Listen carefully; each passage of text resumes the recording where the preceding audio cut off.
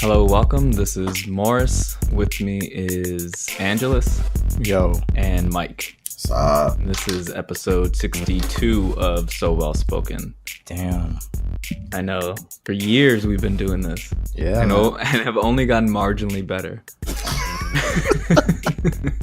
I feel like you're downplaying the state of the podcast way back then. You're right. Let's throw it back a little bit. Let's go to our old favorite website. Is DMX in jail? Yeah. Probably. Yeah. And right now, unfortunately, for all the Rough Riders out there, DMX is in jail right now for tax evasion, apparently. I was about to say, I thought that was known. He's serving 1 year in prison. Oh, that's it? And when he gets out, he has to pay $2.3 million. How? Might as well go back in. Might as well stay. He will also have to attend an outpatient substance abuse program and an outpatient mental health program. So hopefully DMX comes out this better than what he went in it as. Hopefully. Prayers up for DMX. And prayers up for all the government workers who are not being paid right now. Oof, right before Christmas too. Trump a whole bitch for that. They're starting to use this strategy a little more to guilt people into doing stuff. I'm noticing. Like, we're gonna shut down the government and make y'all and blame it on y'all. And people and certain crowds of people will buy it as like what is exactly what they're trying to do. Or whatever. That would have been fine. I think that plan would have worked if he hadn't called, like if he hadn't taken ownership for it on camera. That's he still has his little contingents, his little group that stick with him no matter what. Yeah. So I don't know. Yeah, he can go on camera every day for like 3 hours straight saying, I caused the shutdown. They'll still be like, oh, the Democrats have caused the shutdown. They're heartless bastards. Like, they're a lost cause. And it's really funny, too, because it's like he's doing all this for his absolutely pointless and worthless wall. And he actually, like, Democrats offered him the wall, like, last year. Like, they're like, we'll give you the wall in exchange for DACA. And he's like, no deal. So it's like, well, you missed your chance to get your wall, dude. Like, I know, that's scary. He really could have had it. He really could have, but he's too stupid. But now the Democrats took back the House, and now he has no leverage. Yeah. And that's the funny thing, like, the shutdown. When the shutdown occurred, the new session hadn't kicked in yet, so, like, the new Democratic House representatives weren't in there. It was still a Republican majority. It was like, you didn't really need the Democrats. But the fact that there weren't, like, not all the Republicans were on board with it just fucked them. It's like, well, damn shame, bro. Damn shame. It's too damn bad. It's like the most worthless. It's such a waste of money, this wall. Like, we got to keep them out. Like, nigga, you can just climb over it or dig under it. Did you see the wall he posted? Yeah, that shit was embarrassing. I was like, God damn it, bro. The Washington Post. I'm sorry, go ahead. No, I was just going to say, my friends from other countries are like, what's your president doing? I was like, man, listen, it's not my president, bro. Like, my president, that nigga's name is Barack Obama. He's got a beautiful wife, Michelle, and 2 kids. He's chilling. I don't know what this white dude's doing. The Washington Post had a story where they tried to use that diagram he tweeted of a wall. And they tried to use real world measurements to try to estimate the dimensions of this wall and how much it would cost. And one of the things that they pointed out was that the distance in between each of those plaque slates, that the steel slates that he wants the wall to be made out of, there's like a 9-inch gap in between each one of them. And they pointed out that that's not really that small of a space. Like, a lot of women and children would very easily just go sideways and be able to go through that wall. Or if you're trying to pass something through it. Yeah. Easy. A couple of bricks. Like, oh no, you just stopped our flow of drugs. Psych. Let me just pass it right through and keep on going. A couple of bricks of yayo real quick. And they also pointed out that the drugs that come into this country don't come in anywhere else but our point of entry. Right. Like, the designated places where we have asylum seekers come through, that's where most of the drugs come through. Yeah. It's pretty difficult to stop, is what we're finding out. Or they're finding out, rather. Basically. Yeah, like I said, and the funny thing is like with this whole argument of illegal immigration, quote unquote, it's like vast majority of illegal immigrants, they overstay their visas. Like the people coming from Mexico don't make up a sizable portion of the illegal tenants. It's like it's a bunch of people who overstay their visas via flight. Like, what are you complaining about? And the other thing that's really wild is the fact that it's always targeted specifically towards, Mexican and Mexican Americans, but nobody ever says shit about the fucking millions of illegal immigrants from Western Europe who come and stay in the northeast section of America. Like, you've never seen their faces plastered on TV. You've never seen little white kid, inside a cage, and just like, wow, it's very obvious that this has nothing to do with the argument of it being illegal. It's all about the fact that you just hate people who are not white, like point blank, period. Because I've never heard anybody say, let's build a wall in fucking New York. The weirdest thing I've seen come out of it was the GoFundMe or whatever. And if that was me, dude, I would have pulled that money so goddamn fast. Boy, I would have conned the fuck out of all of those people, man. Like, y'all deserve this L. You guys are referring to the GoFundMe for the wall. Hell yeah, I would have fucking pulled that money and just moved to another country. Move straight to Canada. Like, I ain't coming back. I'm gonna close this down. Sorry, we didn't make our goal. You'll receive your stretch reward. So, like, congratulations, guy. We passed the first milestone. Keep donating. The money is en route to Trump as we speak. And they will believe it. Meanwhile, my black ass just ordered a first class ticket to fucking Canada. Give me a PJ. Can't fuck with me now. It says that the GoFundMe ended at 17.3 million. But that's kind of scary in itself, though, too. That people would be willing to pour their money into it. Like that. And it's a lot. It's not just like a small amount of money, even though it's like probably like maybe like a 10th or even like a 5th of what they would actually need to build a wall or whatever. But it's still scary that many people want to, or certain people, they will like donate like large amounts or whatever just to get a wall built because people can't get into the country. And I guarantee you probably half of them had immigrant grandparents or something like that in the first place. All of them. Well, you're right. You're right. You're absolutely right. I'd be so pissed if there's Native Americans trying to donate to that wall. What is you doing? I was just trying to see what happened. I'm sure it was like one or two. There's always one or two of every minority group who tries to be one of the good ones. Yeah. But it's just wild. It's like, oh, so y'all would really donate money for this shit? Y'all trash, fam. So if this country blows up, well. I mean, our healthcare system is being propped up by GoFundMe. That's wild to me. Yeah. Fucking GoFundMe, dog. Damn. Yeah, oh shit, I had the flu, had to go to the hospital. Let me set up this GoFundMe real quick. You need to pay my copay. Yeah, like, just to pay a fucking copay for a flu. Yeah, they charged me $90 just to get it for my copay. I thought when I went to, I had a sore throat last month, and I didn't have my money on me or whatever. My grandma hooked me up or whatever because I was like, so it was like that second week before you get your check. So I was in struggle mode. so I was like, hey, you got me, I got you when I get my check, when I get paid next week. So she paid that or whatever. I thought I was done. Early this month, I get an email talking about like my copay. I'm like, that's done and over with, right? I look and say, you got to pay another $90. I'm like, come on, dude, it's right before Christmas. Why y'all charging me a copay just so I can get a prescription for drugs I paid for? Like, that's literally it. I just came in, dude said, oh, you may or may not have strep. You good. Boom. All right, I'm out. I was just mad. I was like, come on, fam. I still haven't paid that shit yet. But I'm rebelling against the system. I don't know how. I'll pay it next month. Ooh, don't wait too long. That interest gets tacked on. That's what I was worried about when I first saw it. I was like, that shit will balloon so quick. One day it's 90, the next day it's 2,000. You're just like, what? Yeah, that's all. I'm gonna get it for the year's over with, but it's just like, when a year starts, whatever. But it's just like mad wild. I'm about to say, I forget it's the 27th. About to say, Don't let 2018 end owing someone. Let's start fresh in 2019.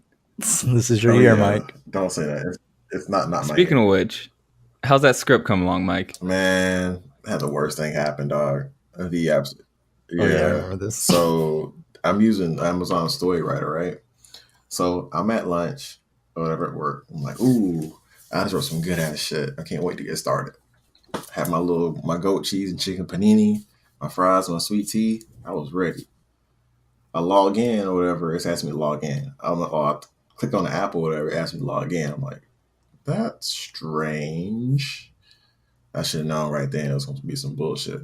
So I log in or whatever, and the thing says hasn't synced since last March, and I was like, oh no. So like all my shit's like from March until now was gone. Early December was gone.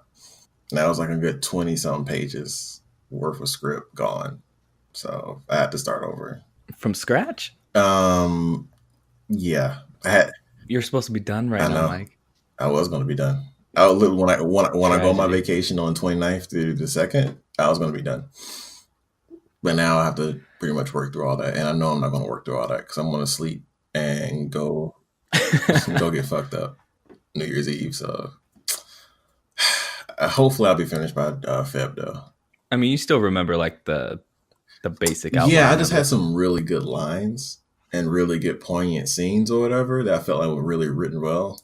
So I had to, when I found out that it was messed up, I had to really literally just go to my keep notes or whatever on my phone and write down those lines from like memory so I can make sure I put them in there because they really make is what ties everything together in the script. What I did have was like the old script. It was like terribly formatted and a little weird looking back at it. Had a whole scene of somebody like crying in a car, listening to Not Loyal from Chris Brown, and I'm like, nah, I'm not keeping that shit. So, yeah. Oof. Spoiler alert, I guess. but yeah. I want to do this script. I want to rewrite my TV script, and I want to work on something new next year too. It's all good. It's gonna work out. I ain't too bothered by it now. Word. I appreciate you guys keeping me on task though. I'm expecting it by February now. Okay. You sound like a professor. The sooner you get famous, the sooner this podcast could take off. Oh, wow. We're going to ride those coattails, Mike. Damn. You heard it here first. I'm not even, no shame in it. Okay. As soon as Mike breaks in, that's it. So Spoken Studios. Full production fleet now, all off the back of Mike. I'll make my transition to Mike's weed carrier. What? I don't even smoke. Just, you never know when you need it. Hey, yo, they need some weed. Okay.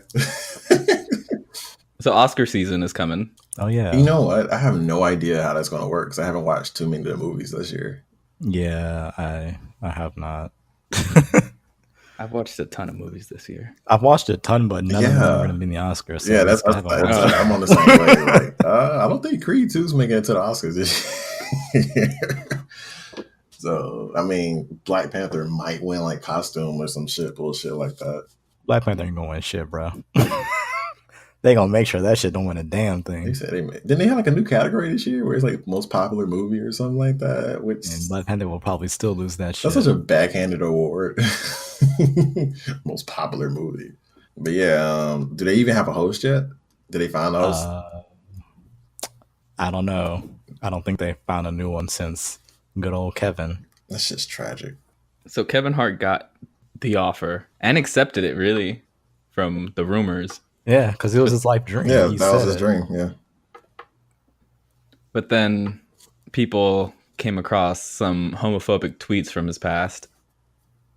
And really just like a routine that he used to do where he would tell the audience what he would do if he found his son acting in a way he perceived to be homosexual. And a lot of people did not take too kindly to that material. And obviously, he didn't really apologize when his feet were put to the fire. He just referenced people to an old post of his where he acknowledged he did it and basically just told everyone to get over it. But I guess in Kevin Hart's world, that is That's what passes for an apology. The good old fashioned non-apology apology. I'm sorry I offended you apology. I brought this up in the Twitter chat, but every time Kevin Hart controversy pops up, I'm reminded of that time he made a mobile game and he made himself taller and his kids lighter to match his new wife's complexion.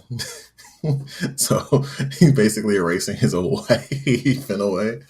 That's whack. That's gross. Yeah, and then afterwards, the academy told him, "Hey, apologize, right?" And he was like, "Nah, bitch, ain't no apologizing for shit." You know who the fuck I am, nigga? I'm Kevin Hart. And then, like, and for what, really? Honestly, like, dude, I do your not dream understand. gig, make amends with the LGBTQ community. It's not a big deal. It really was. All I had to do was to say, make one of those little weak videos, like a little minute long, saying what I said was horrible. I profusely apologize. I've learned from my ways. You don't need to mean it. Oh my god, that would have been it. I'm gonna get on that. Like, oh, okay, well, he's apologized. He's a changed man, and that would have been it. You get the bag, you get the job. Exactly. Still be homophobic if you want to. Yeah, you can still be homophobic as shit. Like, you can go host the Oscars, and then the next day let out a long to the rant about how you do not like people of certain sexual orientations, and nobody could do shit about it. Like, you've already hosted the Oscars, you won. But it's just like, he was just like, how dare you ask me to apologize? I'm the 5'4" king. I am Kevin Jameson Hart. I will not apologize. Did you make up that middle name? Yeah. Okay. It was just like, well, there goes your dream job. And he's just like, I've got other and better things to be doing. Like what? Making the same movie fucking for the 18th time? He has a buddy comedy to scream in. Yeah, like your self-deprecating humor that's really just grating and then getting on my nerves. And the worst thing is he stepped down. It wasn't the Academy told him to. He did it. He said, I don't want to be in this atmosphere, which sounds like some bullshit somebody would say. What do you mean? I don't want to take this job and be in this atmosphere while I'm doing it, so I'm going to step down. And then proceeded to apologize after, which made the whole thing pointless. And so I'm sitting here just like, this is somebody that's followed Kevin's career like right after what was his stand-up special, his first movie stand-up special? I have no clue. Yeah, well, after that one.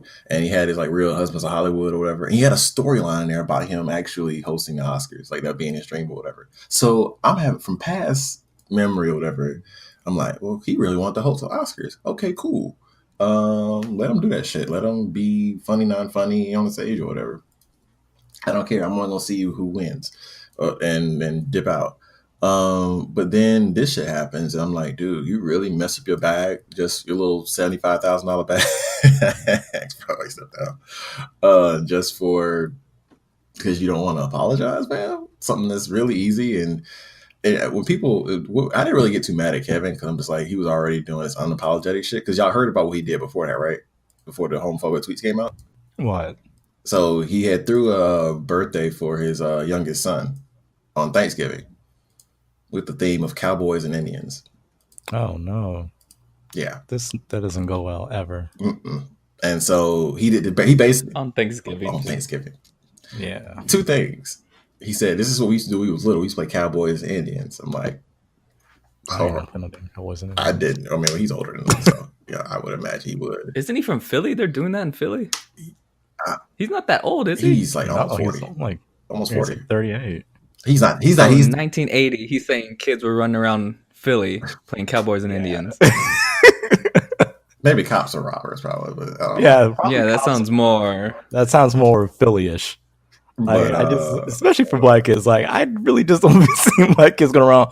All right, dude, you're gonna play a cowboy and play an Indian. I don't think I've ever seen that. Yeah.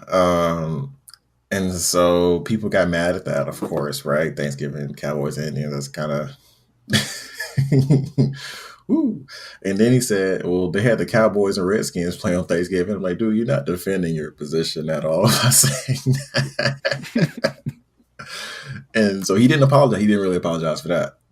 So when this happened, I was like, oh, of course he didn't apologize because he doesn't give a fuck about what any other people think or whatever. He just get mad at other people criticizing him or whatever for whatever he did or whatever. And he's part of this comedian cult of like thinking and stuff like that, where if you're a comedian, you don't have to apologize for what you say, and you're not held accountable for it. And I think and a lot of people, especially like in comments and replies and stuff, what I was saying, were just like constantly repeating that same like notion. It's just like, fam, why are comedians held accountable? Oh, they're supposed to cross the line and da da da da. And it's like, no, they're supposed to know what a line is and make that line funny. Like, it's not about crossing the line. It's about just knowing where the line is and making it funny and stuff like that. Comedians are really cannot handle this, quote unquote, this PC era or whatever. And then I'm finding a whole bunch of other comedians at the same time who know how to be funny in it. John Mulaney, Asim Minaj, there's a lot of good comedians out there. Trevor Noah, they know how to be funny within the line or whatever. And then these comedians or whatever who just say some wild out shit and then they get criticized for it and get mad. The tweets get pulled up. Y'all, comedians have to be held accountable just like everybody else. It's like morally irresponsible to just put this certain group of people on this fucking pedestal where they don't have to be held accountable for shit. And what makes it even more irritating is that it's bound to happen again soon because a lot of comedians came out defending him. Like D.L. Hughley had a whole thing with DJ Vlad talking about, the gay community bullied Kevin Hart. Like, get the fuck out of here. You just can't be homophobic and not expect people to be mad at you. I don't understand like why people do shit like that, say shit like that, but I don't know. It's the whole thing is situationally irritating or whatever. That comedian thing you're talking about reminds me of the Louis C.K. and Chris Rock video that resurfaced this past week. I didn't watch that because I didn't watch it, but I read enough to get the gist of it. I'm just like, of course. I watched it, and it was as awkward as it read. Was Jerry Seinfeld as disturbed as everybody says he was, or they were just over exaggerating? I watched clips. He looked like he was like, I don't think this is funny. I'm like, wow, bro. Like, I'm really upset that out of everybody in this damn room, Jerry fucking Seinfeld is the most uncomfortable. Not Chris Rock, who's just keen over there. Jerry fucking Seinfeld just like, yeah, I don't think that this is funny. I'm just like, bro, Chris, what are you doing? Please, I beg. Like, have some self-respect. Please find it. Find the self-respect. It starts with Chris Rock saying that Louis C.K. is the blackest white man he knows. Oh, no. And then Louis basically taking it and running with it. Drops a hard R. And Chris Rock repeats. And then Ricky Gervais. Of course, Gervais and all them are all laughing. They're dying. And Chris Rock insists that Louis C.K. could say the N-word. So he drops it to him just like, oh, no, this is bad. That's what Jerry Seinfeld's face basically like this is a terrible what is happening right now. Like, don't do this, guy. He's like, I'm on a stage with 3 other men, 2 of them are white, and all 3 of them have just dropped the hard R. Like on camera. And they're laughing. They're loving it. Yeah, they're like encouraging him to get in on it, and he's just like, I don't know, guys. Oh wow. Yeah, the whole thing is just like absolutely mental, and it's just like, it's funny because if Chris Rock, I honestly imagine if Chris Rock wasn't there and those 2 dropped the hard R, he'd be complaining about it. Like, he'd be on something like, wow, I can't believe my friends would say something like, oh, but it's just... Well, no, because him and Louis C.K. been close for a long time. So I think he actually probably did give him M-word privileges at this point. Yeah. So I don't think he would have came out against him at all. Maybe it was Ricky Gervais, but... yeah. Ricky Gervais' dumbass made it a point to say that him and Seinfeld don't say the N-word on stage, and then he goes on to say it on set of that conversation. Yeah, the state of comedy right now is really terrible. I don't trust any of these old ass comedians or whatever to really just quote unquote get with the times or whatever. Even Dave Chappelle, I'm just like, bro, just stop. Like during his more like cringy stand up moments, I'm like, just stop. It hurts. Because I like comedy a lot, and to see all these dudes like fall in the same dumbass trap of like, oh, we're comedians, we don't have to apologize for anything. Like, fuck out of here. On the topic of controversial videos, Kevin Spacey. I didn't watch this either. That was some creepy ass shit, bro. Dude, yes, it was some horror movie shit. It was like I'm scared of Kevin Spacey now. Like he was in character as Frank Underwood from Netflix's House of Cards that he was killed off from. And he's in character like auditioning for his job back kinda, but then he also confronts the allegations against Kevin Spacey in a weird way. I don't know what he was trying to do exactly, but it seems to be like some last ditch effort to get people on his side before he gets arrested. That shit was eerie as fuck. But did he know the charges come out the same day he made that video? Like he made that video in response to those charges, or he just had that already planned and it just so happened that happened? Either way, man, I don't know. I mean, it's still creepy either way, you know what I mean? But it's like and weird and Hollywood is about to get fucked up the next few years, especially older Hollywood. Like, oh my god, it's gonna be different. Hopefully, so I can't watch these videos. Like, I'll see stuff like this, and I'd be like, I don't want to subject myself to this ignorance or this creepiness. I can't do it. It helped me keeps my sanity. I don't know how you guys do that shit, but I cannot do it. Once I say he made a video about him defending himself, I'm like, all right, yeah, I'm out. I got it. I'll take y'all word for it. But yeah, I can't even watch Kevin Spacey movies anymore. Like I can't watch Baby Driver, which sucks. I just feel weird. It's gonna take me a while before I can just look at the movie and just like be like. I had to listen to R. Kelly Christmas music this year, so I'm. How was your Christmas, Mike? Speaking of which, it was alright. Considering I'm coming out of retail and going into Christmas, so I definitely wasn't. I really thought you were about to say rehab for some reason. It was a day. I wanted to go see Spider-Man, but it was sold out, so I just took my ass back home and went to sleep. So you didn't have to work on Christmas Day, though, right? I was off. Okay, yeah, but like how long were you guys off? Well, I was off the day and the day after. I worked Christmas Eve, but we were like off early that day, so I didn't really give a fuck. My Christmas Eve was a lot more exciting than my Christmas Day. I'll just say that. So when do you have to go back? I'm already back. I'm back today and tomorrow, and I'm off for the rest of the year. I took that's my vacation time. That's what's up. Yeah, I took some PTO. Like, fuck this shit. I'm tired. I'll see y'all on the 3rd. Can't even get mad at that. What about you, Morris? How was yours? Mine was good. The student who lives here flew back to China for winter break. Call her your daughter, huh? Mm-hmm. She flew back for winter break. And I don't know how familiar you guys are with Mexican Christmas. None at all. Well, traditionally, what's done is you open gifts on Christmas Eve. Lit. At midnight. Uh-huh.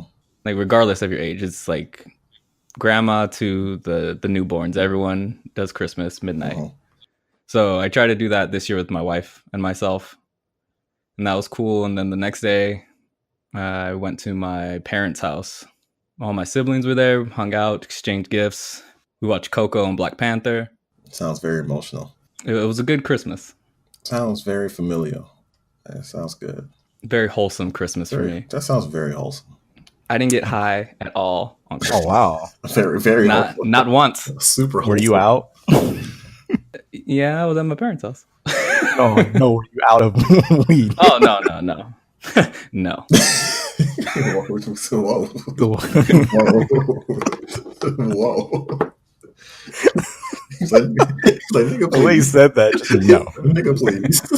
Morris always stays with the weed. He's like, there are a few things in life I run out of. Weed is not one of them. How was your holidays, Angelus?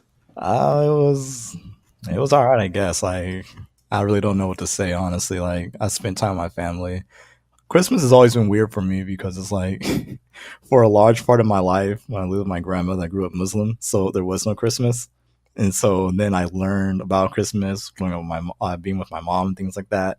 And it's always one of those things that I just approach with, oh, this is cool. I get some gifts. Hey, gang, gang. And so, like, as a whole ass adult, I'm like, hey, I don't get a lot of gifts anymore. And so now it's just like, all right, well, I appreciate spending time with my family. we had a bunch of people over, mostly her friends, and everybody sat around and talked like that. And I'm just sitting there like, I don't know none of y'all, but I'm gonna join in this conversation like a whole ass adult because y'all not gonna see me at the kids' table. That's for damn sure. It was cool. Like I enjoyed being with my family, my mom mostly. My younger brother, he is currently overseas in the military, and so we didn't get to see him. We FaceTimed for like a hot second, him and my niece, and yeah, I mean, I can't complain though. Mm-hmm. So everybody had a pretty much a okay to really nice, wholesome Christmases. That's nice. And since it's the end of the year, I wanted us to do. We tried to do a top 5 of top specific 5. Things last year. They also do the same thing, Angelus. Fuck you. But this year, we're going to just do top 5 general 5 things from 2018 that you would recommend people check out. All right. You guys need a minute to prepare? Yes. Do you need me to go first? Yes. I have a rough 5, I think. In no particular order, my favorite game of this year, of 2018, was Into the Breach. Which is a strategy game. It's like $10 right now, I think. But it's worth the full price. It's called Into the Breach. I spent too much time with it. Movies, I saw Roma, which I thought was one of the best movies of the year. Really good. I don't know if I'd recommend Hereditary to everyone. This is another movie, it's a horror movie. If you're into horror movies, check out Hereditary. And Suspiria. That one too. Both of those. 2 horror movies. If you're into horror movies, Suspiria and Hereditary. Suspiria is a remake of a 1970s horror film. And Hereditary, I believe, is an original work. And I guess I should do one album. Earl Sweatshirt, some rap songs. That's my 5. I still have not listened to that fully. It's my favorite rap album of this year. Mike, Angelus, either of you? I mean, I'll go. Top five. Top 5 for me, video game wise, it's probably going to be God of War. They came out this year. I wasn't expecting much when I got into it, but by the end, I was like, oh shit, this is a lot. Graphics wise, it's amazing. Story was like the best thing about it. Like for the first time in Lord knows how long, I didn't completely hate a little AI character that follows you around. There was a moment in the game where I was like, yo, I really want you to die, little dude, but that quickly passed over. It's story related. You'll understand if you play it. Like you'll be like, okay, yeah. Wow. Hey man, it's life. Music wise, I'm probably gonna say 21 Savage's album, man. Like it's legitimately good. I wasn't expecting it to be really that good, honestly. It's a pretty good follow up to his initial album that he came out with years ago.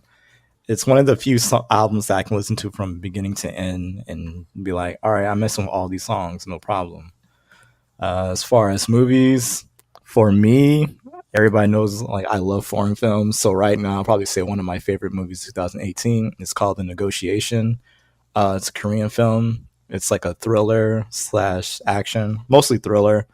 But basically, it's a woman who is a negotiator, and she is trying to get this hostage taker to get rid of, to let go of, the victims. But then you find out that this guy, he's got number one, he's got wants like everybody does, but his are kind of electric and crazy. And then he also isn't fully aware of what he's doing cognitively. And so it's really good seeing how she tries to navigate and tries to appeal to his humanity and things like that in order to release hostages. There's some plot twists in there that happen as well in typical Korean fashion, but it's really good. Another thing, this is completely off the beaten path. There's a book called Foundry Side that is really good. I can't remember the name of the author at the moment, but it's been one of my favorite novels of the year. I found it by absolutely complete happenstance. Like I was on The Verge and it's like, check out this book. It's highly rated. And so I looked around and like everybody's been raving about it. I'm like, how the hell have I never heard of this shit? And so it's a really good book. I don't want to talk too much about it, but basically it's just about this young girl who lives in this city. She is a thief by trade, and she's got some certain ability that makes stealing very easy for her. But the way the world building in it is like really amazing, and how he writes the characters. He writes their like he basically, when he's talking about their emotions and what they're feeling in any given moment, he doesn't overdo it, but he does just enough to get you to want to continue to read and flip the page. So I really enjoyed that. And then probably say lastly, the last thing that I really enjoyed this year was this manga, not really a manga, but a manhwa called Tower of God. Somebody introduced it to me, and I literally binged the hell out of it. So about 500 chapters in the course of like a week. God damn. Yeah. Listen, man, it's really good. Okay. And so I've been addicted to that. So like every Sunday around 9:00, I await the next chapter because it's so damn good. I'm like, wow, this is lit. Bless the Koreans. So that's my top 5. So looking back over a year, I literally did nothing that was new this year when it comes to media. Outside of music, everything is old. Like I've been playing a lot of Fallout, same with Skyrim, playing a lot of Tekken 7, movie-wise, just whatever's popular. I didn't really start watching movies until till later this year when a lot of stuff was just coming out back to back to back. And I'm going to watch like Spider-Man and Aquaman in the next few weeks, this weekend probably. But my top 3 I don't even have a 5. That's kind of what I'm getting at. Top 3 things. Movies I like this year. Widows. I actually really like that movie, and main reason I just like it because it's just like a different kind of like heist film. It's a little bit slower paced and a little bit more mysterious than your typical heist film. That was a good movie. So I really like that. I'm not saying it winning any awards or anything like that. It's not like amazingly good, but it's just one of those movies that you sit down and you just like, damn, that was a movie. Shit. Okay. Really, really nice. Really, really well shot too, because it's a Steve McQueen film too. So yeah, game. So only really played one new ass game this year, and that was like Soul Calibur 6.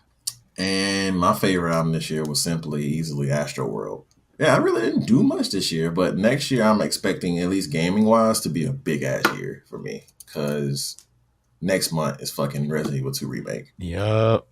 I'm gonna lose my fucking shit. This from what I've seen in that game, it looks fucking amazing. I'm taking off. I might have to do the same thing. That looks amazing. And then the next month, I'm not getting it because I think Resident Evil 2 and Kingdom Hearts 3 come out back to back for some dumbass reason. I'm gonna wait until February to play that. And then right after that is Devil May Cry. I don't know how I'm gonna do it. And then the next month is Mortal Kombat 11. Oh my god! So you're just playing non-original properties again for 2019. I mean, there's nothing really out there that really perks my interest. It's Resident Evil 2 remake. I've been anticipating that for years. Kingdom Hearts 3 since fucking 2004. Man, I went to the Kingdom Hearts wiki. I was like, bro, what don't do that to yourself. Fuck is this story? You're literally better off watching like somebody break it down for you for like 30 minutes. Yeah, I'm good on all of it, period. Just completely. I'm just gonna play 3 because of the anticipation and long ass wait. That's it. Like, you're gonna be lost. I clicked on the character just to see their story. Dog, I clicked on the character to see their story. That shit was the longest shit ever. I was like, Riku. Like, what about Riku? Oh, no. Bro, this shit was so damn long and convoluted. Oh my god, no. It's like, oh, he had this special fucking keyblade that turned into this one. I was like, bitch, wait, I'm done. Like, this is a lot. Nomura went ham. The drug quality that he was on, woo, that blew math, because I don't know what the fuck was going on. I was like, you know what? I don't care. But if you've been keeping up with it, it's kind of like really just like, it's one of those things where you had to keep up with and you kind of be all right. No, but if you didn't, I mean, it's kind of hard to keep up with a game that was like, has like a huge gap between releases. Like, well, it's not really a huge gap, technically, if you speak all the extra shit. If you're talking about all the extra shit, then no, but. It's been like 14 years since the main line. Yeah, like that's a long time. They've released like 13 games or something like that. Like, do you know how much has changed in those fucking years, man? Yeah. We went through fucking 3, like, Bush was president when Kingdom Hearts 2 came out. Trump is president now when Kingdom Hearts 3 is coming out. It's a pretty sizable gap, I feel old now, because I'll definitely be Twitter wasn't even a thing when Kingdom Hearts 2 came out, bro. Yeah. No, Kingdom Hearts 2 came out in 2006, right? Yeah. 5. Okay. There was no Twitter. When was College Dropout? Jesus. Shit. Don't do that. Let me go look. Yeah, like Kanye was black when Kingdom Hearts 2 came out, bro. Damn. So wellspoken.com. Yeah, College Dropout was 04. Okay. Look at that, man. Yeah, but Obsidian got a new game or whatever that's clearly supposed to be like Fallout in space or whatever, and I'm just like, thank you. Because that Fallout 76, I was excited at first or whatever, and then I saw like what it was. I saw what it was at E3, and I was like, I don't know, dog. What is this? This ain't what I... They robbed people of their money. Bro, straight random they pockets, man. They say it's multiplayer, no NPCs. I'm like, that ain't why I fucking play Fallout. Fallout is a game I play. I cut on YouTube on my Fire Stick, and I'm playing for a few hours or whatever, just to just turn off and relax. Like, dog, man, I watched somebody play that game on Twitch. This man's frames on his PS4 Pro dropped to like fucking 8 seconds per frame. I was like, damn, I'm not ever playing this shit. He's like, yeah, it does that a lot. And I'm just like, word? I like the bug where they run faster if they stare at the ground. That's a golden eye ass bug, too. Something you see in GoldenEye or Doom. As soon as the year starts, I need to pre-order freaking. I want like this Resident Evil 2 remake is probably the only like expanded collector's edition ever I'm going to buy, because I do want like that soundtrack. I don't know why, I just really want that soundtrack. And I wonder what else you get with that shit. I'm just gonna get the base game. They have a premium edition for $300. The fuck? Uh-oh, they got Mike. Mike just lost $300. $200. Okay. That's manageable, right? Hell no, I gotta save money trying to get me an apartment next year. Just don't pay that hospital bill. Yeah, that's $90 towards the RE2 fund. Is there anything else that we need to touch on? We already touched on Trump, right? Phrase. We spoke about him, yes. I actually did have something I forgot between like earlier today, 7:00 and now. So no, I think that's it. SoWellspoken.com, So Wellspoken Pod on Facebook, IG, and Twitter. We're everywhere. We're like an international brand at this point. Oh, and Bevel got bought by someone. Was it Procter and Gamble? Sounds about right. Or that sounds Johnson and Johnson. It's one of those big corporations. That's what I was. I hope not Johnson Johnson. They got a pretty big lawsuit coming their way. Johnson Johnson's like, yo, we've been poisoning y'all for decades with this baby powder. I know the other day I was thinking about all the time I've been around baby powder. That shit's everywhere. You be smelling people that smelling baby powder too. It's wild, right? Like, damn. I love the smell of baby powder. Yep. And it's been killing me this whole time. Just slowly killing you. It's amazing. People will dead ass tell you that they trust corporations more than the government. Like, okay, word? Because we just found out we've been getting poisoned by vessels for decades. Yeah. Oh yeah. Final round is next year. So I'm gonna be streaming some Tekken and Soul Calibur sporadically. I'm trying to go have a little set schedule because that marathon shit I was trying to do last year kind of wore me out. Did you end up doing it? I did it. And then I had a whole bunch of issues with the stream or whatever when I was doing Soul Calibur 3, and it just kind of like burnt me out. So let's spoken. See you guys next time. Word.